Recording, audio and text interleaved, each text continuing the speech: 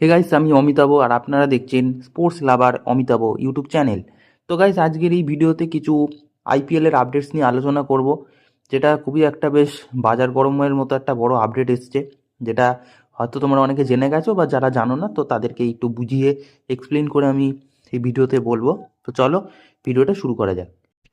তো প্রথমে যে আপডেটটা নিয়ে আমরা আর কি আলোচনা করব, তো এই আপডেটটা নিয়ে আজকে আলোচনা হবে, সেটা হচ্ছে সঞ্জু স্যামসনকে নিয়ে।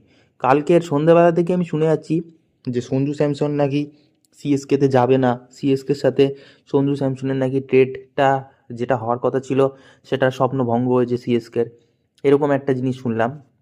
কিন্তু কালকে রাতে যেটা আমি একদম বড় বড় সোর্স থেকে কনফার্ম হয়ে গেল, যেমন Times of India, ESPN Cricinfo, তারপরে ক্রিকবাজ, এইসবের থেকে যে বড় নিউজটা কনফার্ম হয়েছে সেটা কি না, সঞ্জু স্যামসন নিজে জানিয়েছে রাজস্থান রয়্যালসের ম্যানেজমেন্টকে যে সে নিজের ইচ্ছায় রাজস্থান রয়্যালস ছাড়তে চায়, সে রাজস্থান রয়্যালসে খেলতে চাইছে না।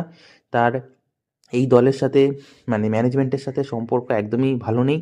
সেটা গতবারে মানে এইবারের আইপিএলের ম্যাচগুলো থেকে দেখেই বোঝা যাচ্ছিল যে রাজস্থান রয়্যালসের সাথে হয়তো সঞ্জু স্যামসনের সম্পর্ক হয়তো খারাপ হতে চলছে। তো এইবার সেটা কিন্তু স্পষ্ট করে দিল সঞ্জু স্যামসন নিজে, কিন্তু স্পষ্ট বার্তা দিয়েছে রাজস্থান রয়্যালকে যে তিনি এই দলে আর খেলতে চাইছেন না। তিনি চায় যে এই দল তাকে হয় রিলিজ করে দিক, অকশনে ছেড়ে দিক, বা তাকে অন্য কোনো দলে ট্রেড করে দিক।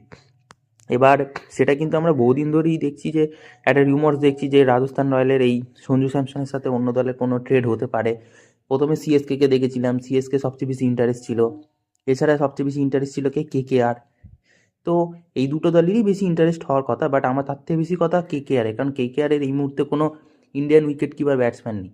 আর সিএসকের তো অলরেডি এমএস ধোনি আছে, এবার এমএস ধোনি তো সিএসকেতে পরের বছর রিটার্ন নেওয়ার কোনো প্ল্যান নেই। তো সেক্ষেত্রে জানি না তারা সঞ্জু স্যামসনকে কেন রাখছিল, হয়তো নেক্সট টাইমের জন্য, হয়তো প্ল্যানিংয়ের জন্য রাখছিল, বাট এমএস ধোনি তো রিটার্ন নিচ্ছে না। তো সেক্ষেত্রে জানি না তারা নিয়েই বা কী করতো। তারপরে অন্য কোনো দলগুলো সেরকম অ্যাপ্রোচ করছে না, মানে কারণ তাদের already settled wicket keeper batsman আছে, প্রতিটা দলেরই ভালো ভালো ইন্ডিয়ান এবং বিদেশি উইকেট কিপার ব্যাটসম্যান আছে। তো সেক্ষেত্রে তাদের দলের ইন্টারেস্ট নাই, সেসব দলের ইন্টারেস্ট নাই থাকার কথা। সবচেয়ে বেশি ইন্টারেস্ট হবে কলকাতা নাইট রাইডার্স, কারণ আমাদের বহুদিন ধরেই 2024 থেকেই কিন্তু আমাদের একটা ইন্ডিয়ান উইকেট কিপার ব্যাটসম্যানের দরকার। তো সেক্ষেত্রে কেকেআরের এই সময় বেশি করে ঝাঁপিয়ে পড়া উচিত, এর আগেও পড়েছিল। কিন্তু রাজস্থান রয়্যাল বহুদিন ধরেই ট্রেড করার চেষ্টা করছিল অনেক দলের কাছে, কিন্তু সেরকম হয়তো ভালো লেভেলের কোনো ট্রেড পাচ্ছে না। মানে সঞ্জু স্যামসনকে যে অন্য দলে দিয়ে দেবে, তার বদলে তাদের দল থেকে কোন প্লেয়ারকে নেবে সেরকম হয়তো কাউকে পাচ্ছে না।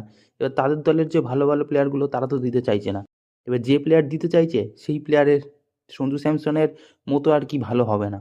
তো সেই জন্য রাজস্থান পিছিয়ে যাচ্ছে, বা হয়তো ক্যাশ দিলেও হয়তো মিনিমাম 18 কোটির নিচে হয়তো নেবে না, 18 কোটি বা তার উপরের ক্যাশ দিলে তারা দাবি করছে রাজস্থান রয়্যাল।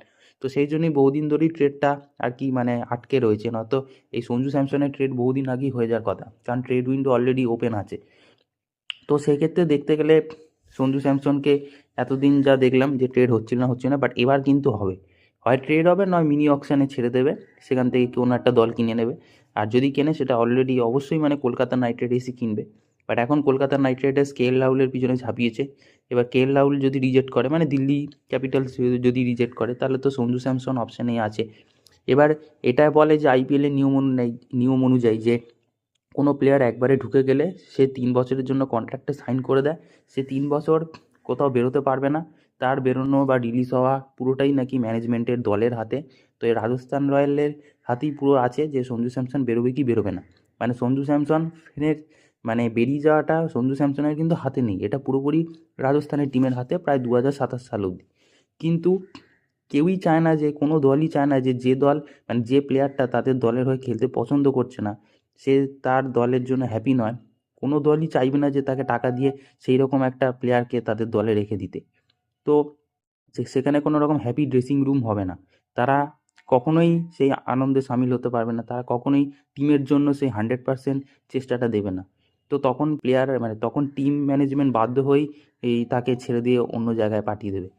তো যতই টিমের ম্যানেজমেন্টের হাতে হোক না কেন, টিম যখন দেখবে যে এই প্লেয়ারটা আমার দলে খেলতে পছন্দই করছে না, সে আমার দলে হ্যাপি নয়, তো সে তাকে রাখবে কেন, সে বাধ্য হয়েই টিম তাকে ছেড়ে দেবে। এর আগেও আমরা দেখেছি শ্রেয়াস আয়ারকে, হার্দিক পান্ডিয়াকে আমরা দেখেছি। তো সেক্ষেত্রে তাদেরকে ওরকম জোর করে দলে রাখে না, সে যতই টিম ম্যানেজমেন্টের হাতে থাকুক রিলিজ হওয়া ট্রেড হওয়াটা। তো আশা করব সঞ্জু স্যামসন খুব তাড়াতাড়ি রিলিজ হয়ে যাবে, হয় সেটা অকশনে যেতে পারে বা কেকেআর ট্রেড করে নিয়েও নিতে পারে। তো আমি বলবো কেকেআরেরই ট্রেড করে নেওয়ার সম্ভাবনা বেশি, আর কেকেআরের ট্রেড করা উচিত, কারণ অন্য দলের থেকে কেকেআরের এই মুহূর্তে কোনো ইন্ডিয়ান উইকেট কিপার ব্যাটসম্যান নেই, তাই কেকেআরকে তো এগোতেই হবে। তো এই ছিল আপডেট। এরকম আরও আপডেট পাওয়ার জন্য অবশ্যই সাবস্ক্রাইব করে বেল আইকন অল করে রাখো। দেখা হচ্ছে পরের ভিডিওতে।